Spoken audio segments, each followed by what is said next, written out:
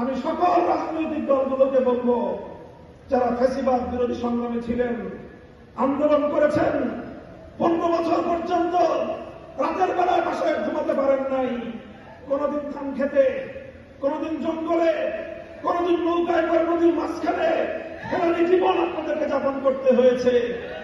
যতটুকু সময় শহরে থেকেছেন, কোর্টের বারান্দায় বারান্দায় আর হাসপাতালের বিছানায় সব শুতে শুতেই আপনাদের সময় অতিক্রান্ত হয়েছে 15 বছর। এমন এক স্বৈরাচারী, পৃথিবীর ইতিহাসের নিকৃষ্টতম স্বৈরাচারী জাতাকল থেকে আল্লাহ মুক্ত করেছেন। আমাদের সংগ্রাম আরো বাকি আছে।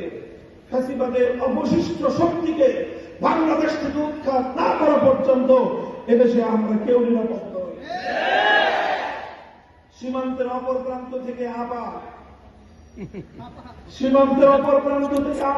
সংবাদ পাঠান, চক্করে ঢুকে পড়ার পায়ে তারা ধান্দা করতেছেন। আপা যেখানে আছেন ভালো আছেন,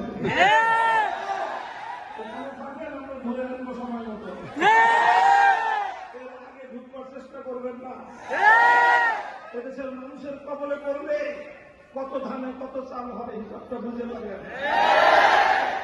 শেখ হাসিনা 50 বছর পর্যন্ত যে রাজনীতি করেছে, আমি বলি তার রাজনীতির অনেক বৈশিষ্ট্য, প্রধান দুটি বৈশিষ্ট্য ছিল।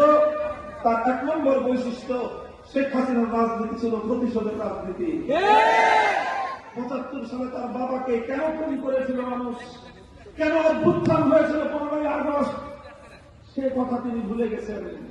তিনি সাদা মায়ের বুক খালি করেছিল বাকশালীরা। বাংলাদেশের মুক্তিযুদ্ধে এত মানুষ মনে নাই।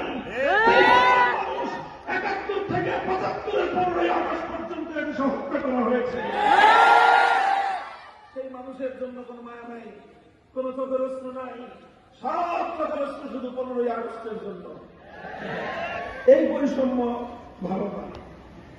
যে সকল মানুষ নিরীহ নিরপরাধ নারী শিশু 15ই আগস্টে নিহত হয়েছেন, তাদের জন্য আমরা সমবেদনা প্রকাশ করি।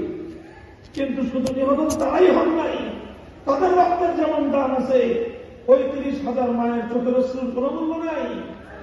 যাদের সন্তানদেরকে তরতাজা তাকড়া তাকড়া যুবকদেরকে তুলে নিয়ে গিয়ে আপনার বাবা হত্যা করেছিল, সিরাজ শিকদারদের জীবনের কোন মূল্য ছিল না। যাই হোক, পুরাতন হিসাব